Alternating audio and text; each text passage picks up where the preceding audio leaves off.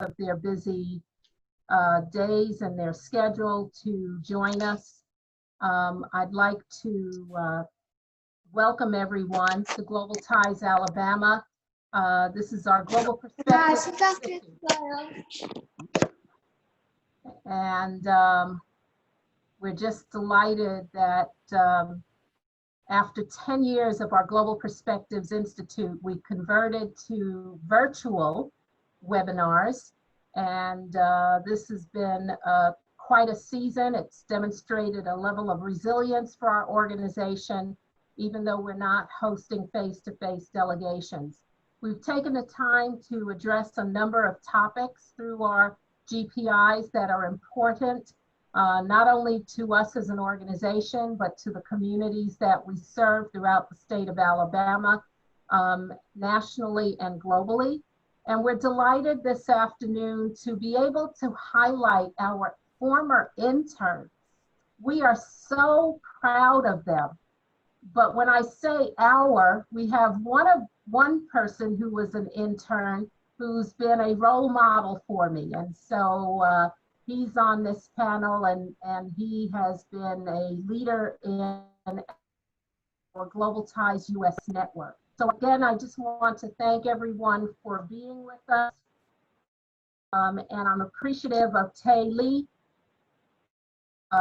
who is residing here in Huntsville, Alabama after beginning his law career in Georgia.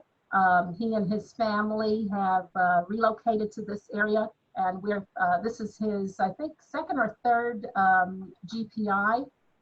We're so happy to have him with us. He's a graduate of Emory University Law School. He has lived and worked around the world, and that was the first GPI that he actually participated in. He's the son of a diplomat from South Korea, and I think of him as my local diplomat. He'll be joining our Advisory Council of Global Ties Alabama. He's been a tremendous legal counsel for us, and because he's also lived in the world of internship, he's agreed to serve as our moderator. So Tay Lee, I will turn it over to you.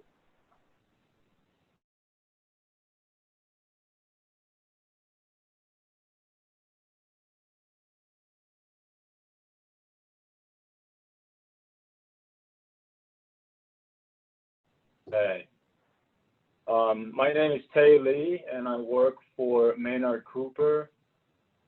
This is a law firm, and I specialize in national and global M&A. So if any of you, including the audience, are currently growing a company or wanting to acquire or sell the company, feel free to reach out, and I'll be at your service professionally.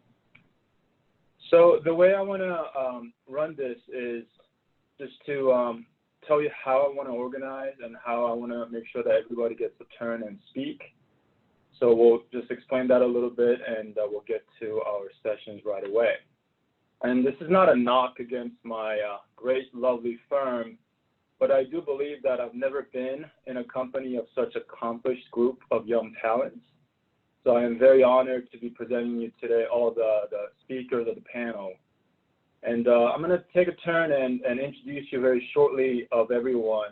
If I mention your name and once I give you a one-liner about yourself, please go ahead and frantically wave at the camera so people in the audience would know who we're talking about. And then remember that order, since I think we're going to maintain that order for you to speak about each question that I might present to you. So our first at-bat is none other than Dr. Lillian Smith. And you can see Dr. Smith frantically, I meant frantically, wave at us. She's a nutritional biochemist working for Identity Inc. And secondly, we have Shannon Mitchell. You see her frantically waving at us. She's currently a prospective lawyer at Emory University School of Law. Then we have Artem Avtantilo. He's a software project manager for Continental Group in Germany. He's currently in Frankfurt joining us. We believe it's, 4 a.m. there? It's more like 8 p.m., but that's about And it. yeah, I knew that. Do we have Claire with us? Claire Kang?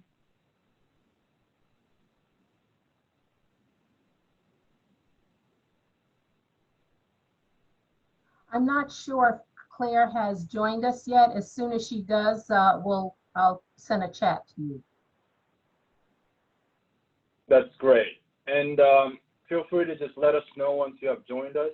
And last but not least, we have Kyle Moyer, who is a founder of the great Kyle Moyer and Company, a full-service political consulting firm. Will be giving us his insights as well. So is he still waving at us? Okay. So if you could remember this order, and I'll just throw out questions after questions, and if you could just go ahead and address those questions. And the audience, if you have any questions to ask the panel, please go ahead and send me the questions via the chat function here. I'll try to be as IT proficient that I could be. So let's move on to the first question of the day is each of you just describe to us your experience since the internship till today, how it has been and what has been most challenging, most rewarding. Just tell us a little more about your experience thus far. That would be a great start to a great event today. Hello, everyone. This is Dr. Lillian Smith. My experience with Global Vessels was actually, sorry, not Global Vessels. My experience with GPI, the Global Institute Initiative, was a very invaluable experience. It was a breath of fresh air. Honestly, at the time I was doing my master's program, I believe, and Miss Gates Shipe approached me with this wonderful opportunity. And upon going overseas and traveling with Kaya, she's not talking to me. Upon going overseas and traveling with Kaya, it gave me a different experience that I needed as far as a mentor. Working in a graduate kind of environment, you have other colleagues who are the same kind of academic astute as you, but being able to work around high schoolers was very new to me, even though I am the oldest of 5 children. But from that opportunity, I was able to put that information on my resume. I was able to show that I've had experience outside of the United States, which a lot of employers like to see, that you are culturally diverse, that you're open to understanding different cultures and how individuals work. In addition, as an African American, it was also an eye-opening experience because I got to learn more about the Panamanian culture and about their kind of transatlantic route to Panama. So it was an invaluable experience, as I mentioned before. And in addition, I had majored in Spanish in undergrad, and I was able to put that language into practice while I was with Kaya. And from then on, the organization I currently work with is a nonprofit where I do teach Spanish-speaking adults English in addition to helping them prepare for their GED exams. So for me, I think my experience was a little bit different because I was in high school when I worked for Global Ties. I think it was my junior and senior year. And so it was a great experience because it was my first job. And also at the time I was probably 16 and I knew that I wanted to study international relations in college, but it was a great opportunity to be able to do something that was related to that field even prior to being able to study it. And I think also Lillian was saying, the mentorship as well, because Ms. Shipe I immediately became such a good mentor to me when I really needed that as a scared 17-year-old. But I think also just getting the experience with working in an office and also just being able to interact with people from other cultures at an age when I was just now kind of entering the international relations type of study and work was a really formative experience for me, and it kind of solidified that that's what I wanted to study when I was in college.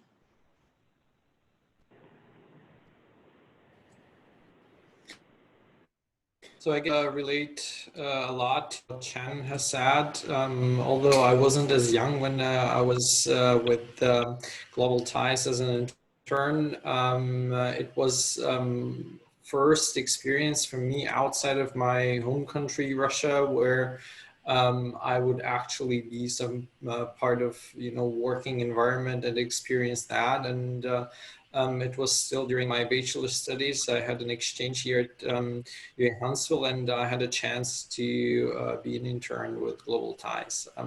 What was most contributing for me at that time was actually having that first experience in the working environment, just like Shannon said, and at the same time it was a lot of different eye-opening experiences that I had while in the United States, which sort of was one of the pushing points that brought me to my further decisions, where after coming back to Russia,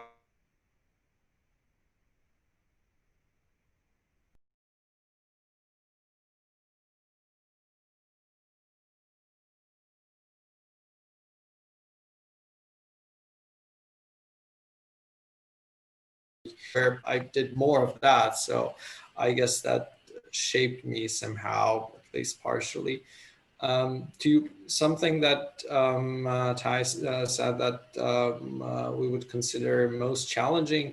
Well, for me, it was most challenging and at the same time most rewarding to actually to be able to adapt to this completely new environment, very much culturally different.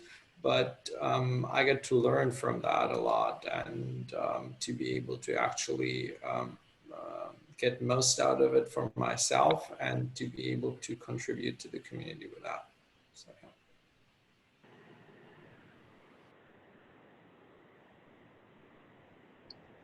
Good afternoon. My name is Kyle Moyer. It's nice to be with you today. My internship was somewhat similar. I began interning with Global Ties Arizona as a senior in college, my last semester, and I actually enjoyed it so much that I stayed on board. I was doing programming for the International Visitor Program and had the opportunity to open a multitude of doors for myself politically. As Jackie mentioned, I own a political consulting and public affairs firm, primarily government relations and lobbying. And that practice was built upon my early days of internship with Global Ties Arizona. I use the organization and the International Visitor Program to open doors for me professionally at the local level, state and federal level. And to this day, I still have friends in the IVLP or from the IVLP living in many countries around the world. They're peers of mine. I communicate with many of them on a frequent basis and often visit them. So I've used the program to create both a professional and social network for myself. And I've been involved now from my early days interning for nearly 25 years. So I can cite firsthand the value of the experience as an intern. And if everyone could tell us how your first impression and how you first found out about Global Ties and also the internship opportunity.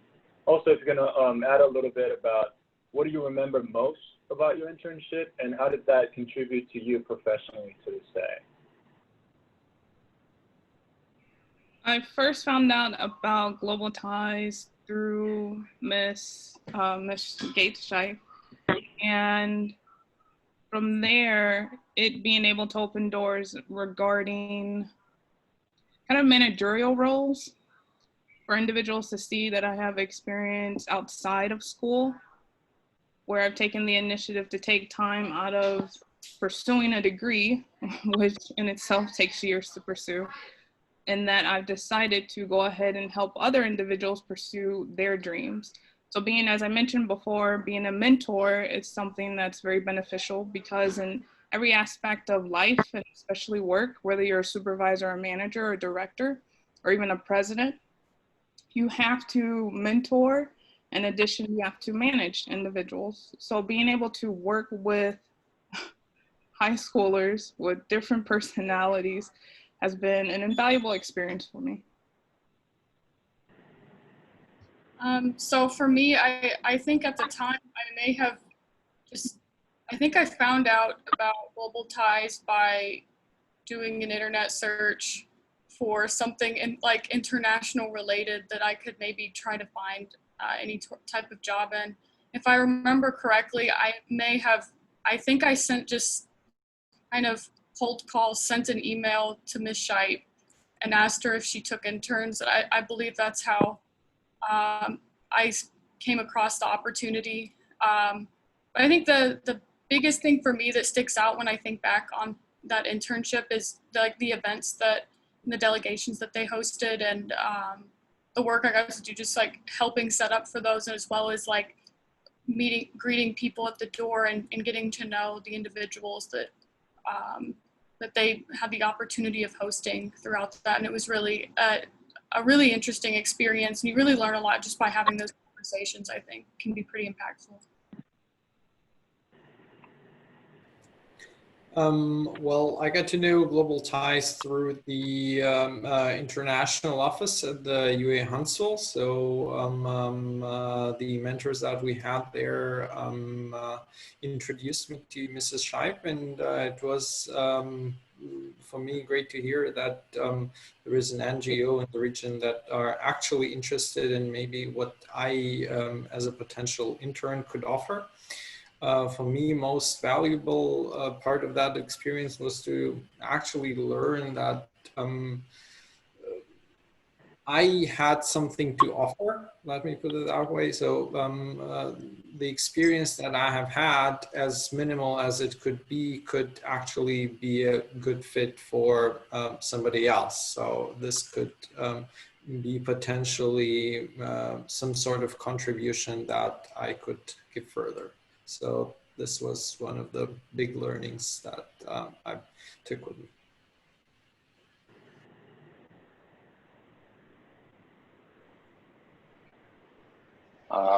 Sorry about that. I actually learned of Global Ties Arizona through a friend of mine in my undergraduate studies. He made the introduction. I had attended a few meetings, learned more about the internship program, and applied for the position, and succeeded in getting it. My most memorable experience actually happened about 6 months after I finished my internship. As I said, I continued on beyond my graduation from my undergraduate studies for an additional semester. And I was interested in politics and gaining political experience, and I'd volunteered on a number of campaigns simultaneously with working for Global Ties Arizona. And I was interviewing for a job with our governor at the time in her communications office to work on advocacy work. And I can recall getting to the final stages and ultimately having that interview with the governor. Of course, I'm nervous and in my suit and tie, and walk into her office, and I'm greeted, and we sit down, and she said that she remembered me. I didn't know much about campaigns at the time, but I knew a lot about IVLP. And she said that she remembered me from an international visitor from Poland that I had introduced her to when she was our Secretary of State, which was the office that she held prior to ascending to the governor's office. So we proceeded to speak for about 45 minutes about the value of international exchange and diplomacy and knocking down barriers to cross-cultural understanding. And at the end of the meeting, she stood in conclusion. And I said, well, you know, Governor, I'm actually here for a job interview. And she said, well, you had that job 10 minutes after you walked in the door. You know, once she knew of the connection with IVLP, we were able to connect on a level that really had very little to do with the job for which I was interviewing. But when you're, you know, gaining entry-level experience or trying to cut your way, you don't necessarily know what those qualifications are, and it can often be difficult in trying to find things to talk about with regard to your own personal experience that connect with an individual in a meaningful way. And the IVLP proved to be just that. In this circumstance, I had quite a lot of knowledge about the inner workings of the program and was able to communicate that effectively. It made all the difference in landing my first position. So, thanks. Thank you. I think I'm going to spend a little time directing individual questions for a little bit. The first question goes to Dr. Lillian. Now, believe it or not, I'm getting a lot of information about people wanting to stay after this session today for an online yoga class. Well, Lillian, if you could tell us a little bit about your experience with sunflower seeds and coconut flour and how that somehow ties up with your experience here, that would be great. Excellent question. Thank you. So for those who don't know, I mentioned that when I'm not working, I'm teaching yoga classes online to friends and family. Well, how I tied global ties and nutritional biochemistry or food science. So one of my memorable experiences traveling with global ties and Kaya was the fact that I am vegetarian and you're traveling in Central America, and those countries, they eat a lot of meat. So that's one way we can indirectly tie it. But speaking more specifically about my research, so my research focuses on how can we utilize foods to help prevent, or not essentially reverse, but act as a therapy for certain comorbidities, or for example,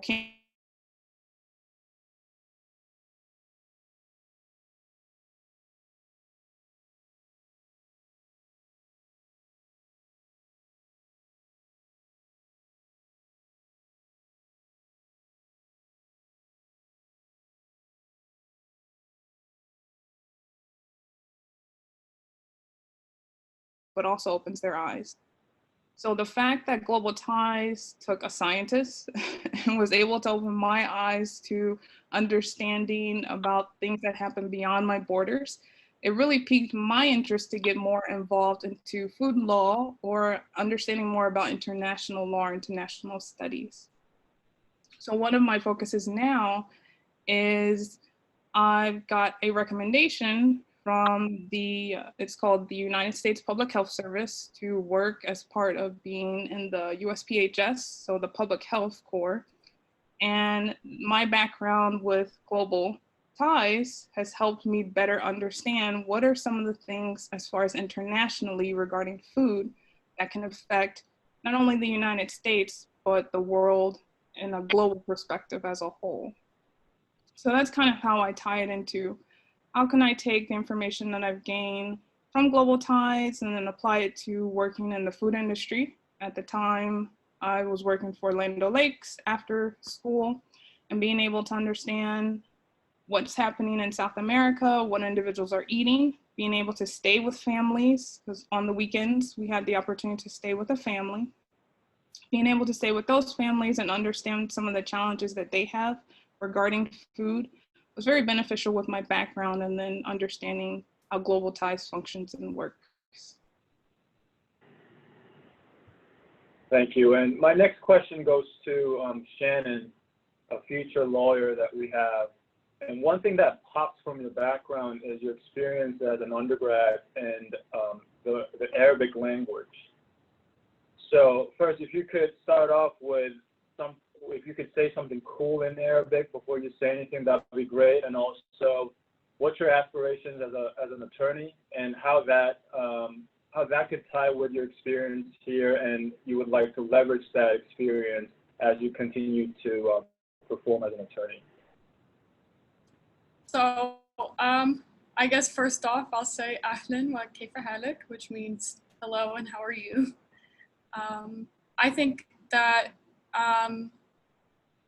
so learning Arabic was definitely it was hard. It's a difficult language to learn, and it doesn't get easier as it goes on. It's harder and harder. The more you know, how you find yourself in like a web of learning more and more concepts that are pretty difficult to grasp. So far, that has not been something that has come up that much with my law school career, but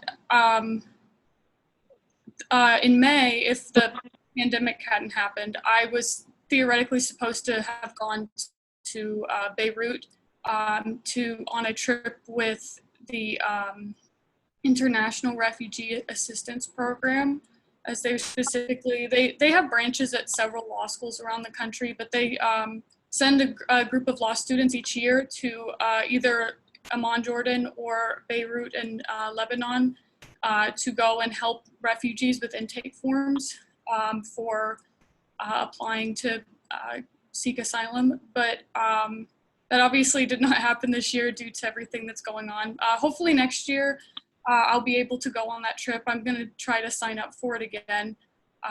But I think going forward, it's something where I'm not sure exactly how it's going to fit into my legal career.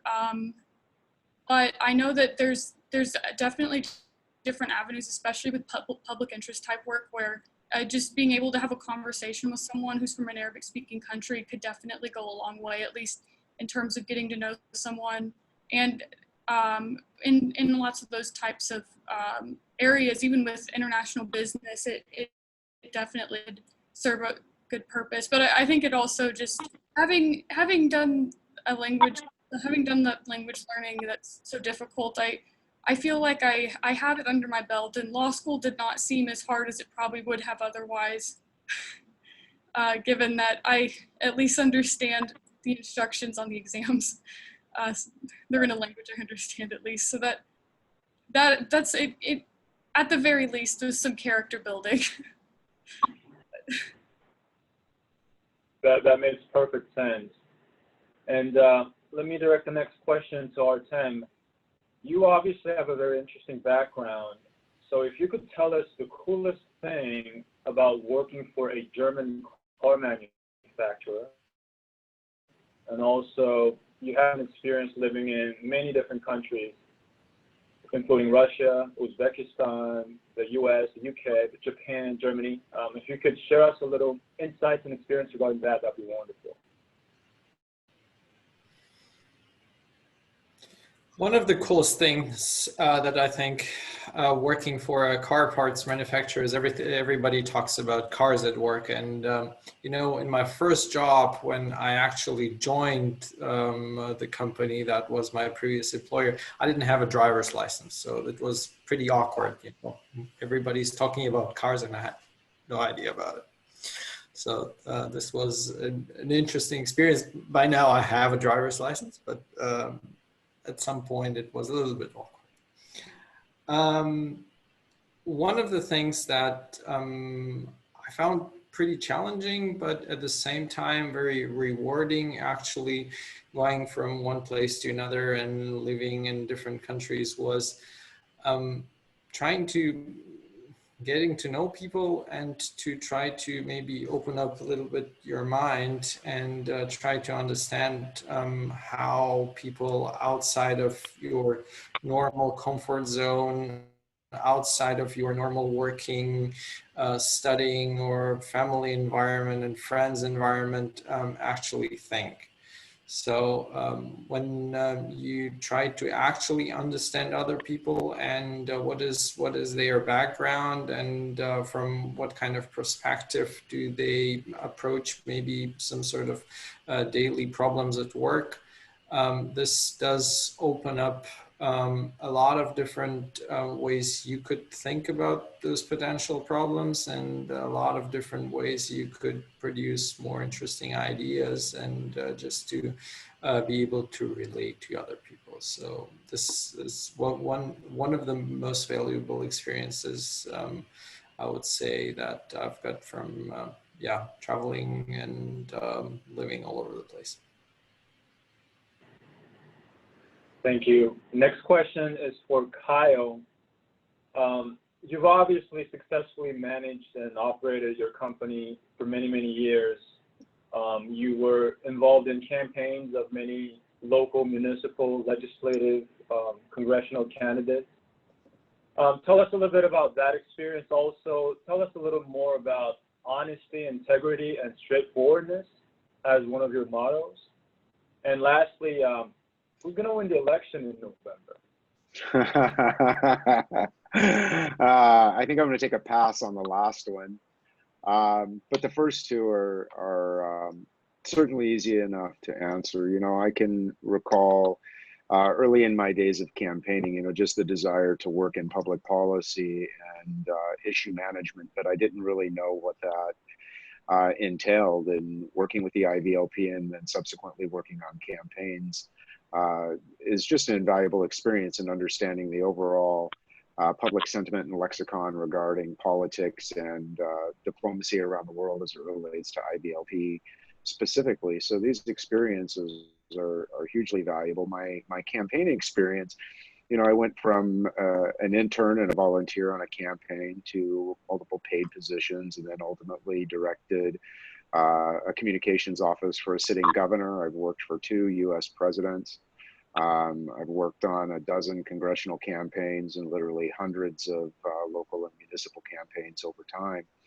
And what we've learned, or what I've developed, is what I consider to be a strong narrative, the ability to tell a story and to create excitement and then build advocacy efforts around that on behalf of my clients, things that I can genuinely care about and be involved in.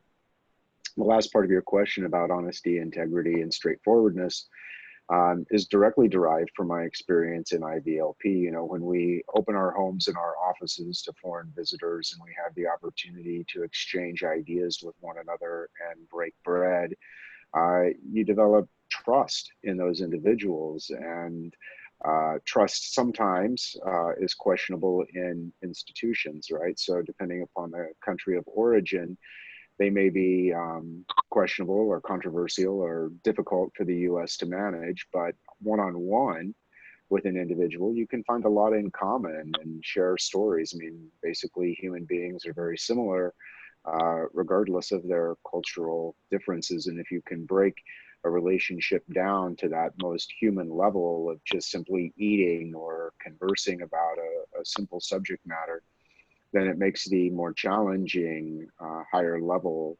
conversations that much easier and relevant. And if you maintain that sense of one-on-one personal integrity, which I think most of us embody, into a professional dialogue where you may be, or professional environment where you may be challenged at times to work in subjects that you're not familiar, or on causes that aren't particularly important to you, or perhaps certainly maybe even institutions that you don't necessarily believe in wholeheartedly, then it makes you that much more appreciative of the opportunity of working environments where you can be perfectly honest and straightforward with individuals and carry that sense of integrity and straightforwardness in every aspect of your professional and personal life. Thank you. Let's get to a universal question again for everyone. So starting with Lillian, if you could tell us what would be your advice for prospective interns that are looking at the organization, what would that be? The best advice I could give anyone who's interested in global ties, and for any internship in that matter, is to go ahead and do a simple search, right? Coming here today, listening to the panelists also helps. Reaching out to Ms. Shipe directly or other individuals who are on this call, like Mr. Kenny Anderson. There are a lot of people you can network with here today, but then you can also go on Google and research these individuals. You can research anyone on this panel, I'm sure, and find out information about them. Find out the things that they like or enjoy, right? So that you can find that connection. We mentioned about going overseas or interning so that you can learn more about someone else's culture or learn more about that individual in particular. So being able to do that, once you find that connection, then ask those questions. Hey, what was your experience with Global Ties? Or do you know anyone that I can reach out to directly who can provide me more advice on how to get involved? I believe those are ways that could help the best. Those are things I've done in the past for internships or Global Ties specifically. Being able to network with Ms. Shipe helped. Being on Second Chance, which is a radio show, broadcasting show by Mr. Kenny Anderson here in Huntsville, Alabama. So having those networking opportunities really help. And then in addition, for other internships, researching the school, researching information about them, find those connections that could really open that door for you to get in. I think for me, the first thing that I would, in terms of once you get to the point where you're interested in something, but before you've decided if you're going to apply to it, is that you should always, even if you don't think that you're qualified for something or you don't think you're good enough for something, you should always apply to it, reach out, and give it a try. Because one thing that I've realized over and over is that even if you don't think that you are good enough or qualified for something and aren't seeing your own worth and value, like as an intern or as a student or anything else, someone else probably can see the value in your abilities, even if you can't. And there's been so many times where I've applied to things and I thought, and it was with Global Ties, and also even with things like applying to scholarships in law school. The scholarship that I ended up getting at Emory, even like it's a full tuition scholarship plus a stipend that they only give to 4 people. I almost did not apply to it because I thought that I wouldn't get it.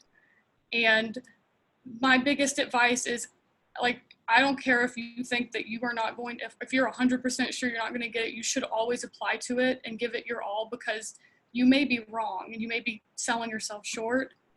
And secondly, my biggest advice would be to always put a full-hearted effort into everything you're doing at an internship or anything else, even if it seems like stupid work that's not important, or something where you think that it's not because it's not high level work that it's not valuable. I remember, especially in the beginning when I worked at Global Ties, they had me like filling up little gift bags for the delegations, and you best believe that I was packing those goodie bags like my life depended on it. And it paid off, because she's laughing, but she was like, "Girl, what are you on?" Like, it pays off, because not only do you earn the respect of who you're working for, but you're proving that you're capable of working hard, which can lead to more opportunities.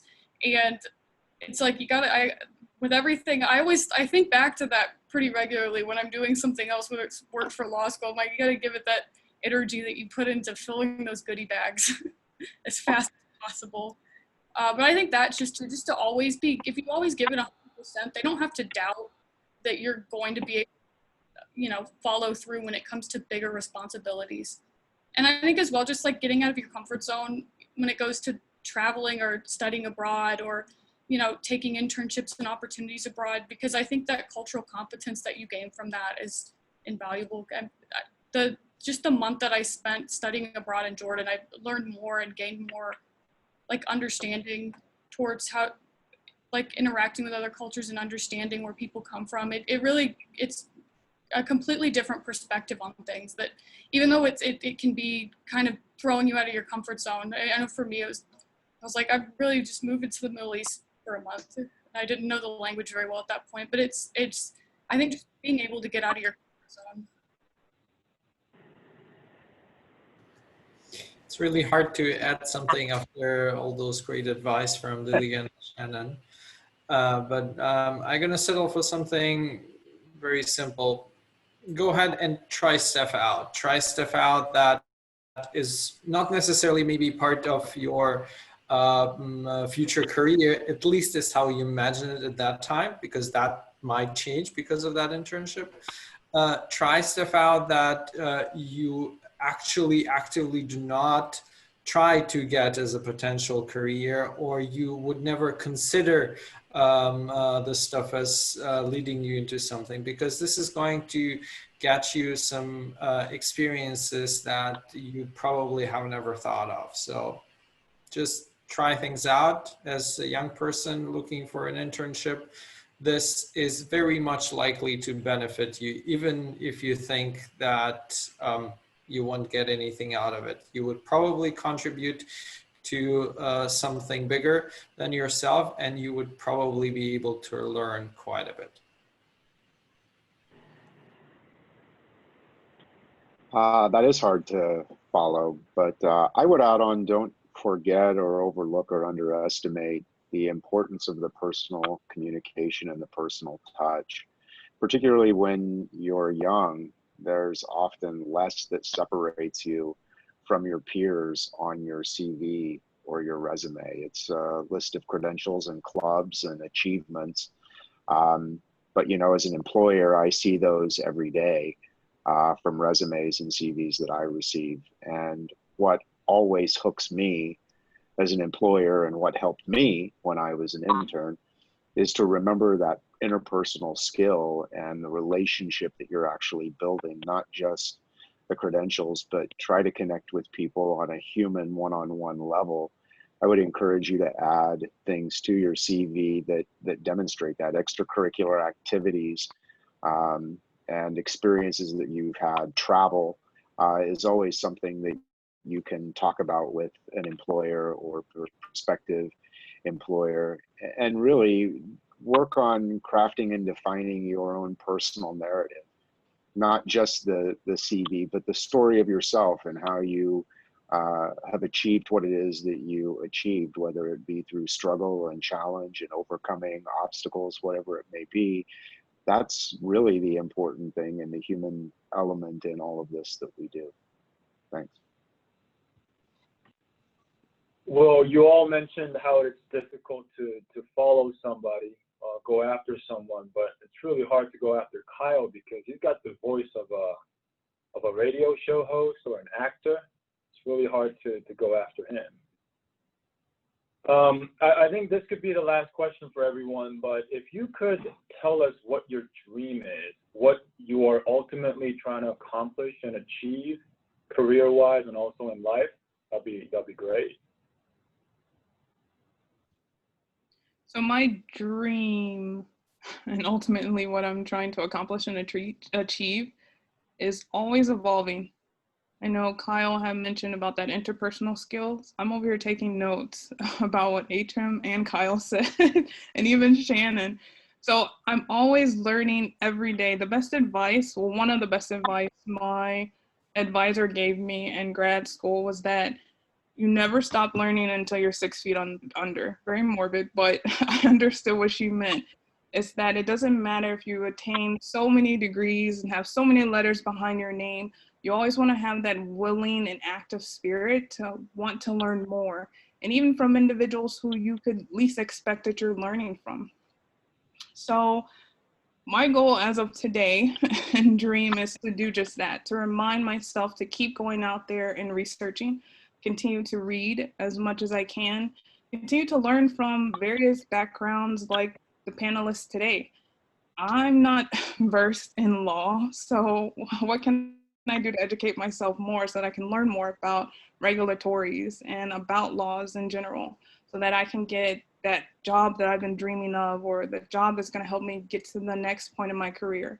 So as of today, that's actually what I've been doing, trying to research more about regulations and laws and understanding how they interact in regards to the food industry and as far as public health is concerned. I think for me, I'm still trying to figure out exactly what the dream job looks like, because I think there's just so many different like avenues that I could choose in terms of that. I'm not sure at this point if I want to do more of the traditional legal career route or go back to the kind of policy side, which was kind of more my focus when I was an undergrad. But I know that for my career and my life in general, I want something where I am not put in a box and I can really, like Lillian was saying, just be able to enrich myself in more ways than one, and kind of have a multitude of experiences where I'm not held down to one way of thinking or even one type of task that I'm doing in my job and really in life in general. And so I think for me, that's the biggest thing, is finding something where I can kind of explore different views and really get that kind of diverse experience that I think that I've kind of got used to in undergraduate, because I'm international relations. So it has so many, like, it's really like a diverse field where there's multiple different perspectives and ways that you can approach that. And I think that's kind of how I want to approach my career as well. But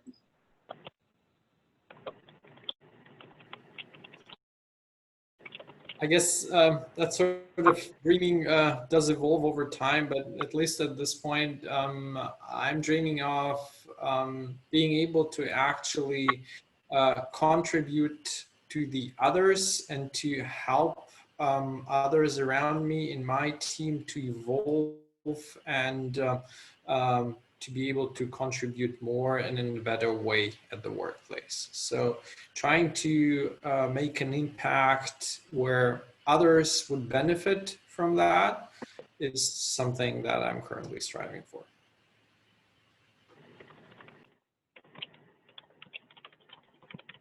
That's great to hear from everybody. For me, professionally, I've achieved many of my dreams already. Starting my own firm, having a base of employees and clients working with me, those were all major objectives. But I still dream for more engaging relationships, meaningful people, contributing more to my community, contributing more to society. Certainly dream of traveling more and traveling again.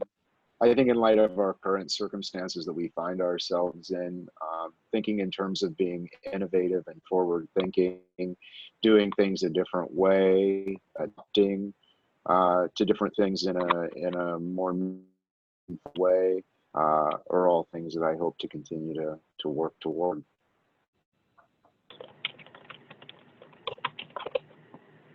Well, I think we've gotten our time, and that was a really perfect time management. Kudos to me. So unless anyone has anything to add, I think I would like to pass it on to Jackie for a closing remark. Taylor, you took away my comments and my congratulations to you as a moderator. I'm so thankful for you and our panelists. There's an African proverb that says, I am because we are because I am. And as I sat here and I listened to each of you, even though Kyle wasn't an intern with Global Ties Alabama, his experience as an intern, now professional and leader and servant leader, all of you just represent what is good in our world. And I thank you for sharing your contributions, the impact that an internship had on you. Last week in our Global Perspectives Institute, we focused on our emerging leaders, and it was a similar type of takeaway. And so I just want to thank you as we have reimagined Global Ties Alabama from the person-to-person, face-to-face hosting, our virtual programming. We're so thankful for technology and for those of you who are taking the time with us. You see the name Kenny Anderson. I think Lillian mentioned him. He's the Multicultural Affairs Director for the City of Huntsville. So we're thankful to him. We're thankful to Star Davis, one of our interns from last year, and she just graduated and is at Ohio State University in the MSW program. So today's program has been successful thanks to you. We do want to share with you that next week we will have another very important topic that we'll focus on. Why should Alabama retain its international students? This has become a political issue, and even though it may seem as though we have all of the approvals in place, I think conversations need to continue. So we have several of our university partners who will be discussing this issue and serving as advocates for the topic.